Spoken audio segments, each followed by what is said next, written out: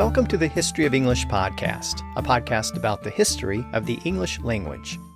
This is episode 169, Shakespeare Documented. In this episode, we're going to take a close look at the life of William Shakespeare. He's generally considered to be the greatest poet and writer in the English language, and his plays are known throughout the world. And that's led to a great deal of interest in the man behind all of those words. But the historical record has never been able to satisfy that desire for information. We actually know relatively little about the man who many call the Bard of Avon. That information gap has led to a great deal of speculation and conjecture, and it's been the source of endless debates and arguments. This time, we're going to peel back those layers of conjecture, rumor, and mythology to determine what we actually know about the man from Stratford-upon-Avon. We'll do that by blowing the dust off of old documents to see what those records and accounts actually say. And along the way, we'll try to separate fact from fiction. But before we begin, let me remind you that the website for the podcast is historyofenglishpodcast.com. And you can sign up to support the podcast and get bonus episodes at patreon.com/historyofenglish. Also, one other quick note. I recently spoke with Michael Lavers of the Level Up English podcast about the history of English, and in a separate interview, I spoke with Glenn Spearing of the Australians Teach English podcast about the development of the Australian dialect of English. Both were fun discussions, and if you're interested in listening to those interviews, they are out now. Just look for the Level Up English podcast and the Australians Teach English podcast. Now with that, let's turn to this episode, and let me begin by noting that this episode is a little unusual. I'm not really going to move our overall narrative forward this time. In fact, this episode is a bit of a digression because we reached an important milestone in the last installment. At the end of that episode, I discussed the first reference we have to William Shakespeare as an actor and playwright in London. That reference came from the deathbed writings of a disgruntled playwright named Robert Greene, and it was a harsh attack on the man he called Shakespeare. He called the young Stratford writer an upstart crow who was emulating other, more established playwrights. That was a significant landmark because we have finally reached the point in the podcast where we can talk about the man who is generally considered to be the most important writer in the history of the English language. Over the next few episodes, we'll take a closer look at his plays and his poetry, and as we examine those works, I'll try to show how they shaped the English language, and I'll provide some historical context to explain how those works reflect the culture of the late Elizabethan period. But while I may be able to talk about those very important pieces of literature, I'm not going to have a lot to say about the man himself because his personal life is not well documented. Probably the most well-known poet prior to Shakespeare was Geoffrey Chaucer. And when I talked about Chaucer in the earlier episodes of the podcast, I was able to weave many of the personal details of his life into the overall historical narrative of the late 1300s. And that's because, even though he lived 2 centuries before Shakespeare, we know a fair amount about Chaucer's personal life. Chaucer was a commoner, but we might say that he was noble adjacent. He was the brother-in-law of John of Gaunt, one of the most important nobles of the late 1300s. The wives of Chaucer and Gaunt were sisters. Chaucer also had an important government job as the controller of the customs at the port of London, and he eventually served in Parliament for a brief period. So historical records provide some important personal details about his life. But that isn't really the case for William Shakespeare. Like Chaucer, Shakespeare was a commoner and a poet. But the personal details of his life are sketchy. Though he wrote poems, he's most famous today for his many plays, and as we've seen in earlier episodes, theaters were not held in high regard at the time. I mean, yes, people loved to go see the plays of Shakespeare and Christopher Marlowe and Thomas Kyd and others, but the theater didn't have the air of sophistication that it has today. It was more like a punk rock concert. The theaters were located in seedy areas on the outskirts of town because the city authorities in London wouldn't allow them within the city limits. Actors and playwrights were equated with vagabonds and thieves and drunkards. And the theaters were often located next to or nearby brothels and other places with a bad reputation. It wasn't exactly the Royal Shakespeare Company that we know today. And the plays were considered somewhat disposable. They weren't really considered to be important works of literature at the time. In fact, most of them had been lost to history. It's thanks to a very fortunate decision shortly after Shakespeare's death that his plays were preserved. A couple of the remaining actors in his acting company decided to collect the scripts of his plays and publish them a few years after he died. That was not normally done at the time, but thanks to that collection, we have most of Shakespeare's plays today. And were it not for that collection, Shakespeare would have probably faded into history and would have been forgotten by all but the most ardent fans of Elizabethan literature.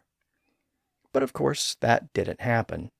Most of Shakespeare's plays were preserved, as were his sonnets and a few other long poems. And in the centuries that followed his death, the Bard of Avon acquired the reputation as the greatest writer in the English language. And I think we can actually go further than that. I think a very good argument can be made that William Shakespeare is the most famous English person to live prior to the 20th century. I'm excluding people who lived within the past century or so because of our modern celebrity culture, but in terms of historical figures, I'm not sure that there's an English person more famous around the world than Shakespeare. Maybe Queen Elizabeth I or maybe Henry VIII, but even they don't have the cultural relevance that Shakespeare has. And therein lies the problem. A man who is one of the most famous historical figures in English history, probably the most important writer in the history of the English language, and yet we know relatively little about the man with any certainty. And many people have been frustrated by that information gap for centuries. Writers have produced countless biographies consisting of hundreds of pages each, yet the known facts of Shakespeare's life could probably be covered in a single chapter. Almost everything else is speculation, conjecture, assumption, and reasonable guesswork. So that's really the reason for this episode. Before we move on with the story of English, I thought it would be helpful to try to separate fact from fiction, and documentary evidence from speculation. My goal in this episode is to provide the known facts of Shakespeare's life and the reasonable conclusions that can be drawn from those facts. So, in a sense, this will be a short biography of the man. Of course, we'll explore some of these facets of his life in more detail as we move forward with the story, when we can put them into a larger historical and literary context. But given that there are so many books and articles about Shakespeare, and so many controversies about his life, I thought it would be helpful to determine exactly what the historical records have to say about him. So let's begin at the beginning, with the birth of Shakespeare. We don't know the exact date that he was born, but the Birthplace Records Office in Stratford maintains a record of baptisms that were performed in the local Holy Trinity Church in the mid-1500s. And those baptismal records contain an entry for an infant named William Shakespeare, son of John Shakespeare. The records indicate that William was christened on April 26, 1564. Since newborns were usually christened about 2 or 3 days after they were born, it's assumed that Shakespeare was born about 3 days earlier. So the traditional date of his birth is usually given as April 23, 1564. But again, that's based on the baptismal record. I should also note that birth dates can be difficult to determine during the Elizabethan period, especially for commoners, because very often there are no surviving birth records. For example, Ben Jonson was a contemporary of Shakespeare and a fellow playwright. He may have actually been the most popular playwright in England at the time of Shakespeare's death. But we run into the same problem when trying to determine his date of birth. Again, the surviving records are a bit hit and miss. Now, I mentioned that the baptismal records identify William's father as John Shakespeare. and most Shakespeare biographies tend to dedicate at least a chapter or two to John because his life is pretty well documented. He was a glover or glovemaker by trade, and because of that, many people love to point out William's humble working-class roots. But there's a bit more to his father's story. William's father, John, eventually became involved in the local government of Stratford. He served as a burgess and an alderman, and in September of 1568, when William was 4 years old, John was elected bailiff, which was basically Stratford's equivalent of the mayor. He also served as a local justice of the peace, so he emerged as a prominent figure in the community. John also acquired several properties in Stratford, and in 1572 he was accused of serving as a broker or middleman in the local wool trade. Now that was actually against the law since he wasn't properly accredited to do that.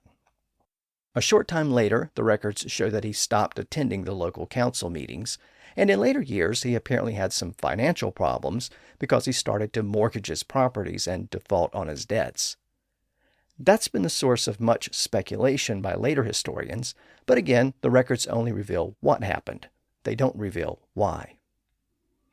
Now, as William grew into an adolescent, he presumably attended school. That's where he would have learned to read and write, and where he would have been exposed to some of the basic classical texts which were part of a standard grammar school education. And as the son of a local official, he would have had direct access to the grammar school in Stratford, called the King's New School. In fact, he would have been entitled to a free education there. But the records of the school have been lost for the period in which Shakespeare lived. So there's no documentary proof that Shakespeare actually attended the school, but his plays show an intimate knowledge of such schools, especially a scene in The Merry Wives of Windsor where a student is given a Latin lesson straight from William Lilly's grammar textbook that was used throughout grammar schools in England at the time. So most scholars today agree that Shakespeare had at least a basic grammar school education, but again, the records have been lost to history. With respect to university records, those are much better preserved. And again, there's no record of a William Shakespeare attending a university during this period. Again, the general consensus is that his education never extended beyond grammar school.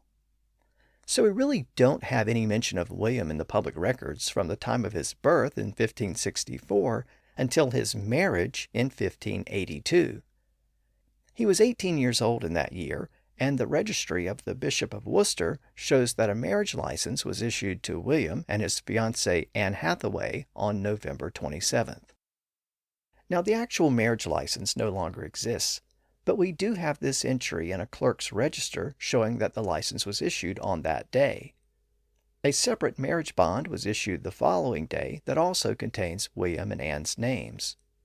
So we have these two documents that confirm the marriage in late November of 1582, and as with so much of Shakespeare's life, it is surrounded by controversy. As I mentioned, William's new wife was Anne Hathaway, but Anne's name doesn't appear as Hathaway on one of the two surviving documents. The bond paperwork issued on the second day has her name listed correctly as Anne Hathaway, but on the first day, the clerk who maintained the register wrote down the name as Anne Whately. This discrepancy has led to wild speculation among modern historians. The dispute has filled many chapters of many books.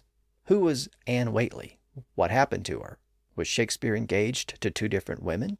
I mean, what was going on? Well, the mystery can be solved by taking a closer look at the registry.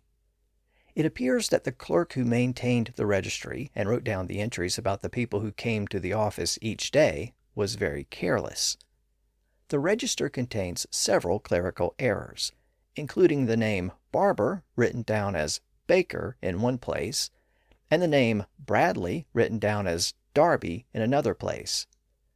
The name Elcock is recorded as Edgecock in one entry, and on the same day that William and Anne appeared before the clerk to get their marriage license, a man named William Whately had appeared in regard to a completely separate matter involving a dispute over tithes. The careless clerk apparently had Whately's name on the brain when he wrote down Anne's name as Anne Whately instead of Anne Hathaway. But again, the next day it was properly recorded. And this raises another frustrating point for researchers. Not only are local records often missing this far back in time, but even when they exist, they're only as good as the person who is maintaining them. And when a discrepancy like this appears in regard to someone as prominent as William Shakespeare, it can lead to all kinds of speculation and conjecture. Now, beyond Anne's name or names, we don't have much information about her.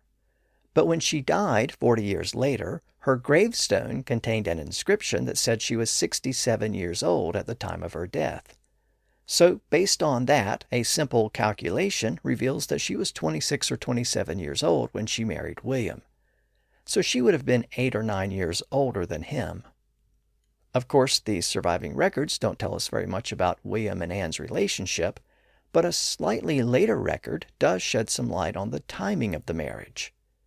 The baptismal register at Stratford's Holy Trinity Church confirms that William and Anne had a daughter named Susanna in May of the following year. That was 6 months after the marriage, which means that Anne was apparently 3 months pregnant when the marriage took place. And that raises the possibility that the two decided to get married after she found out she was pregnant. 2 years later, the couple had 2 more children, twins named Hamnet and Judith. Their christening is recorded on February 2nd, 1585, in the Stratford Parish Register. Now, so far, we've been able to identify the documents related to William's marriage and the birth of his 3 children. But after that, there's no further mention of him until Robert Greene's book that we examined at the end of the last episode. That was the book that referred to Shakespeare as Shakespeare and called him an upstart crow who had suddenly become very popular on the stages of London as both an actor and a writer. The 7 years in between the birth of William's twins and his appearance in London are a mystery. Again, numerous legends and stories have popped up over the centuries to explain his whereabouts during those years, but nothing is clearly documented. It also seems likely that William would have been in London for some time before Greene's book was composed.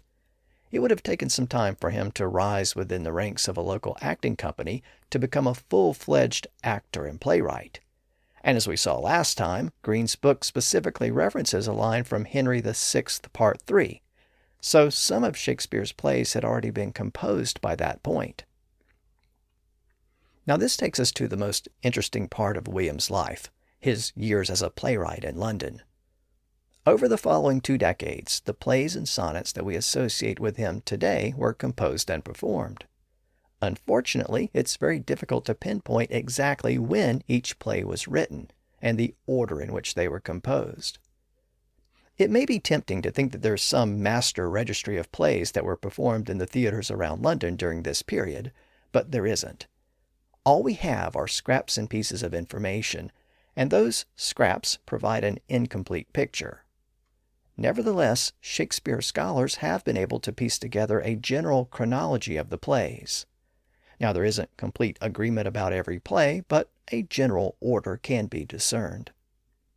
We should begin our look at the plays by noting how plays were typically composed during this period, and what happened to them after that. Some playwrights were part of a larger acting company, and others were freelancers writing for any company that would take their work. It appears that Shakespeare was mostly associated with a specific acting company over the years, though the name of the company changed as its primary patron changed, from the Lord Chamberlain's men to the King's men. As I've noted before, the theaters didn't like to repeat the same play within a short period of time, and it was common for acting companies to perform a different play each day of the week during their run at a particular theater. That meant that there was a high demand for new plays, and they were constantly being churned out.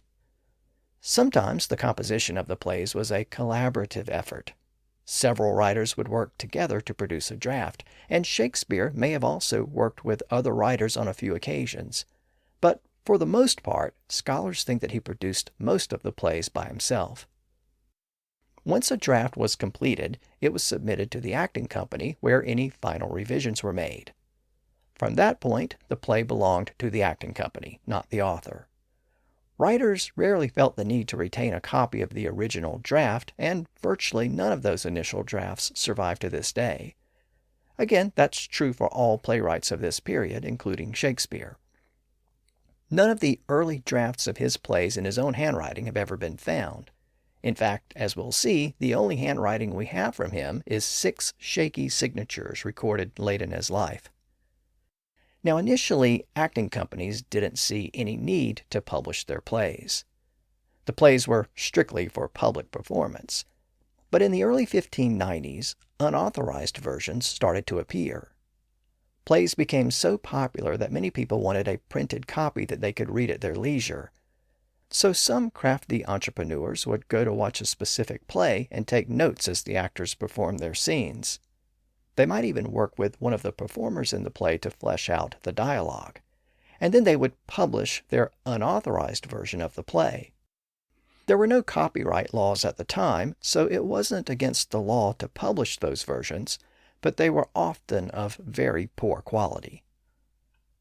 Meanwhile, the acting companies themselves would sometimes arrange for the publication of a popular play. The play would be sold to a printer who would produce a version for the public. Those authorized versions were obviously of better quality, and they appeared from time to time. But again, most plays never received that type of formal publication. In all, it appears that about half of Shakespeare's plays were published during his lifetime as either poor unauthorized versions or higher quality official versions. And I make that point to emphasize that the plays that are performed today come from that later collection assembled after his death, not from the rare versions that were published during his lifetime. Now, the plays in the later collection were not dated, so that makes it very difficult to pinpoint when each play was written, and therefore in what order the plays were written. But as I noted earlier, scholars have been able to establish some pretty firm dates for some of the plays, and loose dates for most of the others. In some cases, there's an outside reference that helps to date a play. For example, in the last episode where I talked about Robert Greene's book that mentioned Shakespeare, I noted that Greene referred to him as having a tiger's heart wrapped in a player's hide, which was a parody of a line that was used in the play Henry VI, Part 3, where the Duke of York referred to Queen Margaret as a tiger's heart wrapped in a woman's hide. Well, that specific reference confirms that Henry VI, Part 3 had been composed by the time Greene wrote his book. And since that was Part 3, it means that Part 2 had also been composed by that date. And Part 1 may have also been composed by that point, though there's some evidence that it might have been written last as a prequel. But either way, that's a good example of how an outside reference can help to determine the date of a play, or at least a last possible date in which the play could have been written. Along those same lines, historians have been able to find some letters and publications that mention one of the plays by name, or describe the play in such detail that it's obvious which play is being referred to. And again, that type of evidence can prove that a play was written prior to the date of that letter or publication. Also, as I noted, about half of Shakespeare's plays were printed during his lifetime as either authorized or unauthorized versions. Some of those publications contain dates which confirm that the play was composed prior to that date. Also, all publishers in London were part of a guild called the Stationers' Company, and printers were required to report each new publication to the guild, and those records, called the Stationers' Register, have been well preserved. Those records can also be used to establish the dates of some of the plays, at least the ones that were published and properly registered. Sometimes a play will mention a specific event or occurrence, and that can also help to date the play. If nothing else, it can establish a cutoff date prior to which the play would have been written. Through this painstaking process, scholars have been able to piece together a general sequence and order of the plays. But there isn't complete agreement about that because some of the plays don't have any outside evidence that points to their date. For those plays, scholars tend to look at stylistic elements. Shakespeare's style of writing evolved over the years, and some plays fit better into some periods than others. Again, as you can see, the documentary evidence is sketchy and not nearly as complete as historians would like. Now, having placed Shakespeare on the stages of London in 1592, thanks to Robert Greene's critical comments, we can proceed from there. But the next piece of evidence doesn't come from the stage. It actually comes from a book of poetry.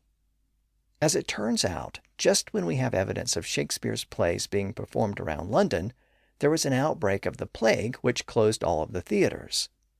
I'll talk more about that development in the next episode, but with the theaters closed, there was a lot of downtime for the actors and playwrights, and it appears that Shakespeare spent that time writing poetry. Though there's no way to know for certain, it's generally believed that Shakespeare's sonnets were composed during this period when the theaters were closed. He composed short poems like sonnets, and he also composed 2 long poems intended for publication. That was the traditional way that poets and writers made money, and in 1593 a poem called Venus and Adonis was published. It contains a dedication from Shakespeare to the Earl of Southampton, who was his patron at the time. This particular poem is notable because it's the first published work to identify Shakespeare as the author, and it was also quite successful as a published work. So the first published work of the Bard was a poem, not a play. A few months later, he published another extended poem called The Rape of Lucrece. And as I noted, most scholars think the sonnets were also composed around this same time, but more on those later. Shortly after the 2 poems were published, the theaters started to reopen, but the plague returned from time to time, and the theaters would continue to be closed and opened in response.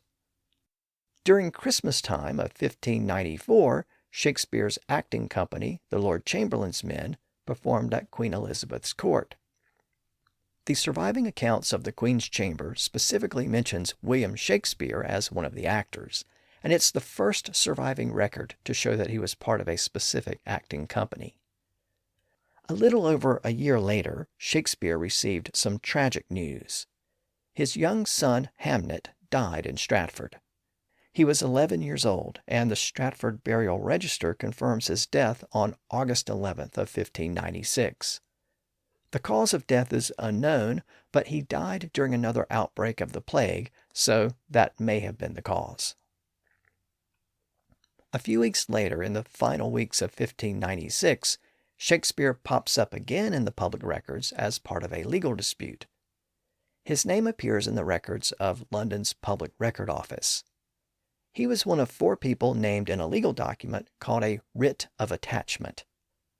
The document stated that the person bringing the action was seeking, quote, sureties of the peace against the 4 named individuals. It isn't clear what the filing was about, but many scholars think it may have stemmed from another public order to close the theaters. Shakespeare and the other persons may have threatened the person who tried to close the theater, and that person may have filed the writ in response. But again, the purpose of the writ and the outcome of the dispute is not known for certain. The same records office contains another reference to Shakespeare the following year in 1597. His name is mentioned in a list of people near St. Helen's Church in Bishopsgate who had not paid their local taxes. Now, this was the area north of the London city limits where James Burbage had built the first permanent theater in the 1570s. Burbage was closely associated with Shakespeare, and it appears that Shakespeare had been living near the theater for some time, but had recently moved away. The records of unpaid taxes specifically mention that the individuals named may have moved away and no longer lived in the area. Another related entry suggests that he may have moved to the bishopric of Winchester, which would have included the region south of the Thames called Southwark. Based on those entries, most scholars think that William had recently moved across the river to Southwark because that's where Philip Henslowe had built the Rose Theatre, and it's where Burbage's theatre would soon be moved and renamed as the Globe. But again, all we can really say for certain from the surviving records is that William had not paid his taxes in Bishopsgate.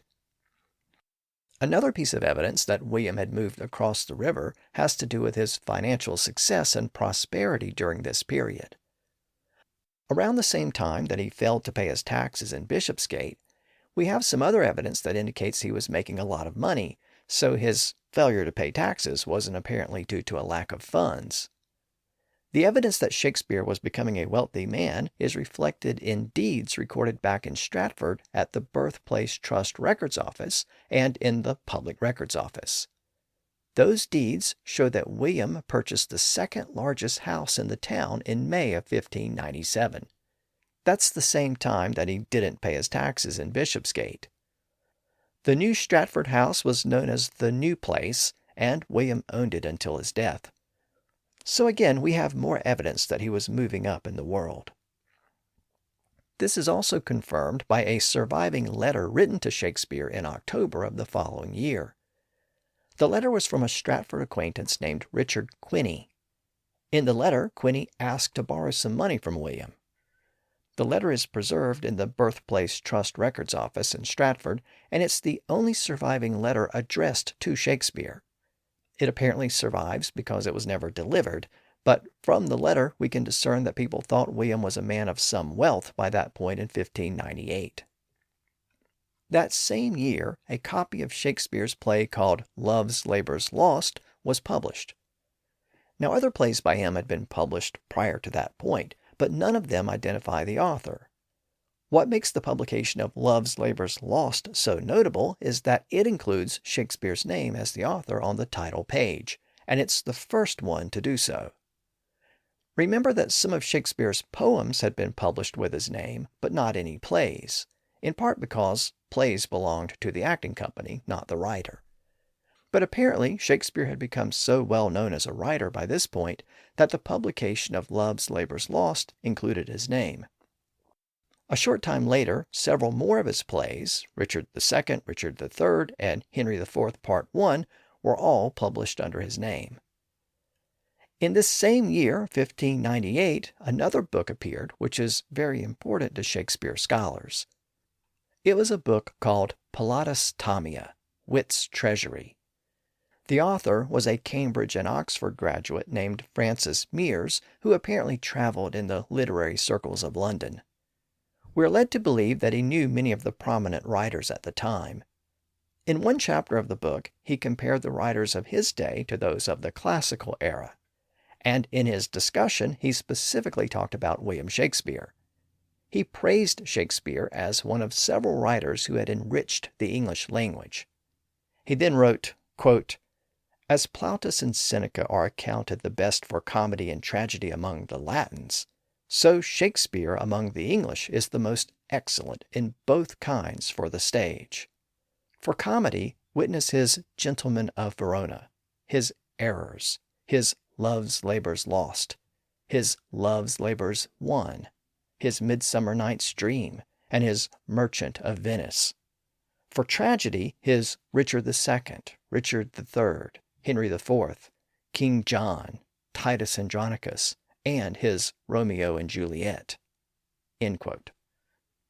Now that passage is really important because of that specific list of plays. Thanks to that list, we know that those plays had been composed prior to the date of this book in 1598. It also confirms that Shakespeare was a highly regarded playwright at this relatively early date, about halfway through his career. I should note that that list of plays also includes one called Love's Labour's Won, which wasn't published after Shakespeare's death, and no copy of it has ever been found. So if you have an original copy of that play lying around somewhere, you might want to let someone know. It might be worth a few dollars. So Mears' book is interesting for what it has to say about Shakespeare's plays, but it's also interesting for another reason. In a separate passage, Mears mentions Shakespeare's sonnets, referring to them as, quote, his sugared sonnets among his private friends, end quote. That passage is the first reference we have to the sonnets, and it confirms that most, if not all, of the sonnets had been composed by that point. The passage also indicates that the sonnets were intended for William's private friends and not for publication, and we'll see more evidence of that in a moment. This same year, 1598, is also the year that the theater used by Shakespeare's acting company north of town was dismantled and moved south of town across the river. There it was renamed the Globe. That move was made because the lease at the original location expired and the landlord refused to agree to terms for a new lease. The land for the new location was leased from a man named Nicholas Brend. Brend had inherited some property south of the river from his father, who had recently passed away. An inventory of the inherited property was prepared for the father's estate a few months later. It lists the property and describes it as containing a newly built structure in the, quote, occupation of William Shakespeare and others, end quote. So this inventory shows that Shakespeare was personally involved in the new theater, now called the Globe. In fact, from later evidence, we know that he was a 10% owner of the Globe. That paperwork comes from a lawsuit filed 20 years later, which involved some of the members of the acting company. The surviving legal documents provide the details of the lease agreement and the percentages owned by each member. Again, Shakespeare is reported as a 10% owner, making him responsible for his share of the expenses, but also giving him the right to 1/10 of the profits. Around the same time that the Globe Theater was established, a couple of authors mentioned Shakespeare by name in their works. A writer named John Weaver offered praise in a book called Epigrams of the Oldest Cut and Newest Fashion. He referred to William as honey-tongued Shakespeare, and also made reference to several of his plays. Meanwhile, a separate, unknown playwright mentioned Shakespeare in a series of plays called Pilgrimage to Parnassus and Return from Parnassus. The passage comes from a character who says, quote, "Let this duncified world esteem of Spenser and Chaucer. I'll worship sweet Mr. Shakespeare." End quote. But the context of the statement in the play suggests that it was intended sarcastically. The character who utters the statement in the play is a bit of a joke, and the implication is that some people loved Shakespeare's use of language, while others found it overly pretentious. Over the next few years into the early 1600s, more of Shakespeare's plays were published, and by this point his name was always included on the title page, which again points to his popularity. In fact, in the year 1600, a book appeared called The Passionate Pilgrim by W. Shakespeare, Sonnets to Sundry Notes of Music. It was published by a printer named William Jaggard, and as the title indicates, it purported to be a collection of Shakespeare's sonnets. In reality, it only contained 2 sonnets composed by him. The others were composed by lesser-known poets, and it appears that Jaggard put Shakespeare's name on the title page to mislead buyers. It was an early case of false advertising. In 1603, Queen Elizabeth died, and she was succeeded by her cousin James of Scotland. The new King James gave his patronage to Shakespeare's acting company, who thereupon became known as the King's Men. The official proclamation that recognized the troupe as the King's Men lists Shakespeare's name, and in fact it lists his name before those of the other actors in the company, many of whom were highly esteemed as actors. Within a couple of years, William was making so much money that he purchased 107 acres of land outside of Stratford. In 1605, one of his fellow actors, named Augustine Phillips, died, and in his will he left William £5 and a 30-shilling piece of gold. A short time later, the acting company decided to purchase a separate theater in London called the Blackfriars Theatre. A few moments ago I mentioned a later lawsuit that revealed Shakespeare's 1/10 share of the Globe. Well, the same lawsuit shows that he owned a 1/7 share of Blackfriars. In 1609, Shakespeare's sonnets finally appeared in a large collection published by Thomas Thorpe. This is the source of the sonnets we have today, but it appears that Shakespeare was not involved in the publication. The exact history of the sonnets is unclear, but as I noted earlier, it's widely believed that Shakespeare composed them around 1592 to 1594 when the theaters were closed, and when he composed other poems dedicated to his patron, the Earl of Southampton. It's widely believed that the sonnets were intended for Shakespeare's friends and weren't intended to be published. But it appears that the sonnets passed from his patron Southampton through various intermediaries to Thorpe, and Thorpe realized the value of the sonnets given Shakespeare's fame in the early 1600s, so he decided to publish them. But again, that's a lot of speculation. All we really know for sure is that the sonnets appeared in this collection in 1609. By this point, Shakespeare's writing career was winding down, and most historians think he was starting to spend more time back in Stratford. But in 1612, he pops up again as part of a legal dispute in London. In that year, he was called as a witness in a dispute involving the landlord of the house where he had lived during his time in London. The lawsuit concerned a financial dispute between the landlord and the landlord's daughter and son-in-law. The terms of the lawsuit aren't really important, but since William knew the parties involved, he was called to testify about the dispute. He didn't really have much to offer, but since the dispute concerned his landlord, it helps historians to determine where Shakespeare resided during his time as an actor. The paperwork also contains William's signature, which is the first of his surviving signatures. A lot of historians have noted that the signature is not particularly neat or impressive, and that's also the case with his other signatures, which we'll consider in a moment. In the following year, 1613, William purchased a house near the Blackfriars Theatre in London.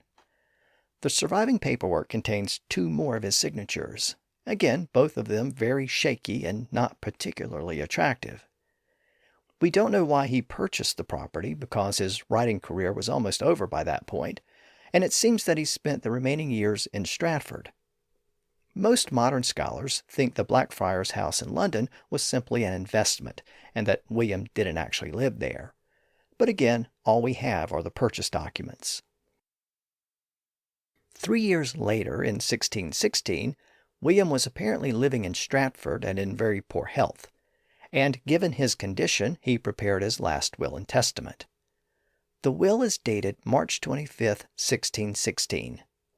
And less than a month later, on April 23rd, William died at the age of 52.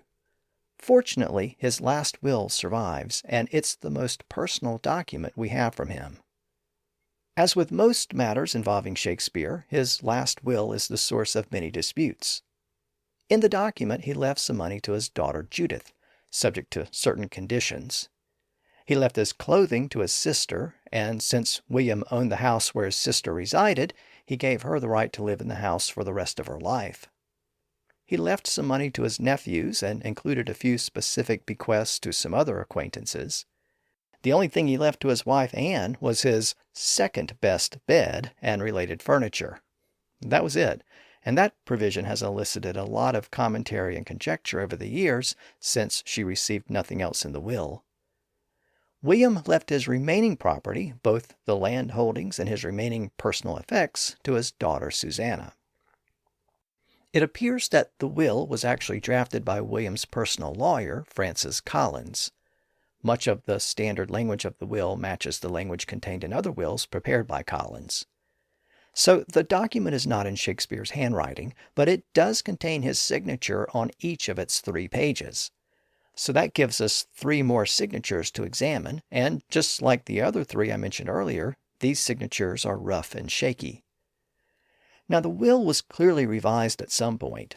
It contains several provisions that have been marked through and changed by inserting new terms in their place. As I noted, the will consists of 3 pages, but the first page doesn't match the other 2. It appears that the original first page was removed and replaced with a new first page at some point. Now the 3 signatures contained on the will can be added to the other 3 I mentioned earlier, the one on William's testimony in the 1612 lawsuit involving his landlord, and the 2 on the paperwork associated with the purchase of the Blackfriars house in 1613. That's 6 in total, and they're all very shaky and rough. The appearance of those signatures has led to a lot of speculation over the years. Some have argued that if Shakespeare could barely write his name, how could he have written all of the plays that were published under his name? Others dismiss that criticism and suggest that a signature doesn't really tell you anything about the quality of a writer's work. But we also have to consider the very real possibility that something happened to Shakespeare in those last few years that affected his handwriting. Again, this is merely speculation, but some scholars have argued that he suffered from a physical condition that contributed to his retirement around the same time that these signatures appeared in the last few years of his life. Some have suggested that he might have had a stroke. But another possibility is that he suffered from a very common condition that affected many scribes and other professional writers. Today, that condition is called focal hand dystonia, but it's more commonly known as scrivener's palsy or writer's cramp. Now, that's not what happens when your hand hurts after writing a long letter or paper. It's a more permanent and debilitating condition that many scribes experienced as they got older. It's a type of nerve problem that develops from the constant process of writing day after day, week after week, and year after year. The symptoms could vary from one person to the next, but for many writers, the condition tended to get worse over time, making it difficult to even hold a pen or quill. It's similar to carpal tunnel syndrome, though medically that's a different ailment. But the point is that such a condition would explain the poor signatures, and also the fact that Shakespeare retired from writing in his late 40s when he was at the height of his popularity. Again, it's all speculation, but you can see how something as basic as a few signatures can lead to so much debate and controversy. Many people have also noted that Shakespeare didn't mention any books or manuscripts in his will, which seems a little odd for a man who spent his life writing plays and poetry. But the will does contain a standard provision in which he left his remaining personal effects to his daughter Susanna. That would have included any books and papers that he owned at the time, but again, we don't know for certain if there were any books. We only know that he didn't make a specific provision for them in his will. After he died, Shakespeare's body was buried in the Holy Trinity Church in Stratford. A short time later, a memorial was added which provides his date of death. That memorial is of interest to historians because it contains an inscription and also a bust or statue of Shakespeare's upper body. The date that the memorial was added is unclear, but it's specifically referenced in a tribute associated with the first folio or collection of his plays that was published 7 years later. So it had to have been constructed by then.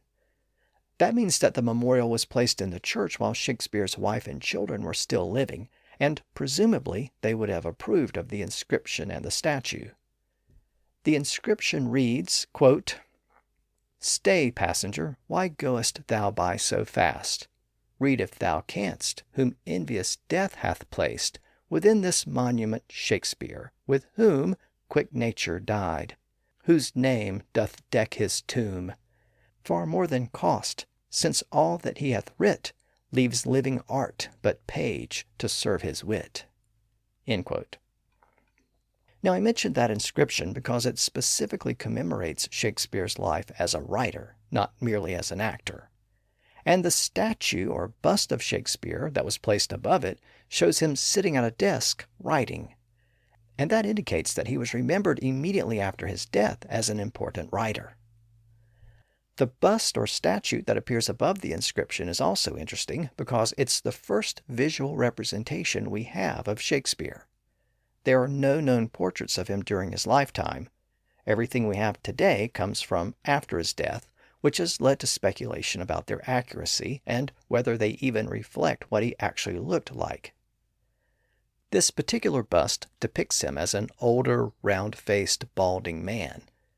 One Shakespeare scholar described it as the image of a, quote, self-satisfied pork butcher. It's been the source of many later depictions, and again, it's considered to be a somewhat accurate representation since it was apparently made immediately after his death. But others have questioned whether the sculptor who made the bust would have known what Shakespeare actually looked like. Now, Shakespeare was a highly regarded writer, but Ben Jonson was probably the most popular writer in England at the time of Shakespeare's death. In fact, a few months later, a massive collection of Jonson's works was published. It included many of his poems and a few of his plays. A collection of works by the same author was unusual at the time, but it apparently made an impression on a couple of the actors who remained in Shakespeare's acting company, the King's Men. By this point, several of the actors in the company had passed away, but John Hemmings and Henry Condell remained. and they decided to put together a portfolio of Shakespeare's works that was similar to the Ben Jonson collection. The main difference is that the new collection would consist entirely of plays. They began the process of gathering the scripts of all the plays that Shakespeare had composed. Remember that those scripts belonged to the acting company, so they had to dig through the company's archives and records to retrieve the various scripts. Where they lacked a good final script, they were apparently able to locate some of the original handwritten scripts, and in other cases they probably consulted with the previous published versions. In the end, they gave us the plays as we know them today. In 1623, 7 years after Shakespeare's death, the collection was published. The book is known as the First Folio, and it's the book that preserved the plays for posterity. Without it, it's possible that Shakespeare would have been largely forgotten outside of a few Elizabethan scholars. The book contained 36 of his plays, half of which were apparently published for the first time. It also contained an engraving of Shakespeare on the cover, and that's the other somewhat reliable representation that we have of him. The folio portrait depicts a man who appears to be slightly younger and thinner than the bust that was made for Shakespeare's grave. Our modern image of Shakespeare is largely drawn from this first folio picture. The image was made by an artist named Martin Drusout. Several years had passed since Shakespeare's death, so it isn't clear how Drusout prepared the image. He might have used a portrait that has since been lost, but no one knows for certain. At any rate, Hemmings and Condell approved the image for the book, and Ben Jonson wrote an introductory poem for the book in which he implied that the picture was a good likeness of the poet. So the folio picture is generally accepted as an authentic representation by most modern scholars. Now, so far, I've accounted for most of the known facts about William Shakespeare during his lifetime and immediately after his death based on the surviving documents. But his story isn't over yet, because at the time of his death, he was considered a very good playwright and poet, but he wasn't really considered to be the icon that he is today. In fact, Ben Jonson was probably held in higher regard at the time. It would take another century or two for Shakespeare's reputation to eclipse everyone else. In the century that followed his death, writers occasionally mentioned him and acknowledged his skills, but he was merely one of the great writers of the Elizabethan period. Near the end of the 1600s, a writer named John Aubrey composed a book called Brief Lives, which was essentially a collection of short biographies of prominent people. He included a short biography of Shakespeare, but it didn't really provide much insight. He noted that the poet's father was a butcher, and he reported that Shakespeare had been a schoolmaster in the countryside before moving to London. It isn't clear where that information came from, but many later biographers picked it up and repeated it. Then, a few years later in 1709, a writer named Nicholas Rowe prepared the first detailed biography of William Shakespeare. Rowe was also Britain's poet laureate, so he had a particular interest in Shakespeare, but he ran into a familiar problem as he prepared his biography. At the time, virtually nothing was known about Shakespeare's personal life other than a few basic facts. It's important to keep in mind that much of the documentation I mentioned in this episode had not been uncovered yet. So, in preparing his biography, Rowe relied on stories and anecdotes that he picked up from people around Stratford. He reported that Shakespeare's father was a wool dealer. He also reported that young William had been a deer poacher, and for that reason he had been run out of town by a local landowner named Sir Thomas Lucy. From there, William had made his way to London to become a playwright. Again, that story was also repeated in later biographies, but there's no solid evidence to support any of it. Now, Shakespeare's reputation during this period was somewhat mixed. At the time, there was still a great deal of emphasis on classical structure in literature, and Shakespeare didn't really adhere to that structure. He mixed comedy and tragedy, and he didn't make constant references to classical figures. So some scholars looked down on his works. But his reputation really started to take off in the mid-1700s. That's when prominent writers like Samuel Johnson, the man who compiled the well-known English dictionary, began to argue that Shakespeare deserved to be held in the highest regard. During the late 1700s, Shakespeare's reputation began to skyrocket, and very soon people wanted to know more about him. But again, as researchers looked for information, they kept coming up short. As I mentioned, a lot of the documentation we have today had not been discovered yet. By the late 1700s, that gap between Shakespeare's growing reputation and the general lack of information about him started to fuel questions about the authorship of the plays. In the mid-1800s, an American writer named Delia Bacon wrote a book claiming that William Shakespeare of Stratford had not in fact been the author of the plays attributed to him. She claimed that the plays were written by a group of men, including Francis Bacon, Sir Walter Raleigh, and Edmund Spenser, and that the plays were issued in the name of the young actor from Stratford to hide their authorship. Now, I should mention that Delia Bacon was an eccentric, and she actually ended up in a mental institution later in life, but her book sparked a new cottage industry of writers who claimed that someone other than Shakespeare had really written the plays attributed to him. The so-called authorship question became so popular that prominent people like Mark Twain and Sigmund Freud were soon expressing doubts about Shakespeare's authorship. Almost anyone and everyone was soon proclaimed as the real author of the plays. Christopher Marlowe was a popular suggestion, even though he had died just as Shakespeare's career was starting. Some even suggested that Queen Elizabeth herself wrote the plays. In the early 1900s, another candidate emerged, the 5th Earl of Rutland, named Roger Manners. This was based on a recent discovery that Rutland's estate had paid some money to William Shakespeare and his fellow actor Richard Burbage to make a painted shield for a jousting contest. It was a curious entry in Rutland's financial records, and it showed a connection between Rutland and Shakespeare, but there was no real evidence that Rutland had written the plays. Then, a short time later, in 1920, the unfortunately named Robert Looney published a book in which he argued that Edward de Vere, the Earl of Oxford, had written the plays. And this is the theory that gained the most traction and is still the most popular idea proposed by those who deny Shakespeare's authorship. Those who believe that the Earl of Oxford was the real author are sometimes called Oxfordians, and countless books have been written to make the case for him as the real author. They point to de Vere's education, his extensive travels, his connections to the royal court, and the fact that he did indeed write plays himself. But despite the popularity of such arguments and the many books that have advanced them, the mainstream view of most scholars is that the plays we associate with William Shakespeare were indeed written by the glover's son from Stratford. Now, throughout the podcast series, we've encountered many controversies, like the disputes over the origin and spread of the original Indo-Europeans, and the relationship between the first Anglo-Saxons and the native Celts, and the many disputed etymologies of common words and terms. But there are few disputes in the history of English that elicit more passionate debate than the so-called Shakespeare authorship question. And while I'm certainly not going to resolve that debate here, I am taking the mainstream view that William Shakespeare was the author of the plays that we attribute to him, though it appears that he did collaborate with other writers on some of the early and later plays.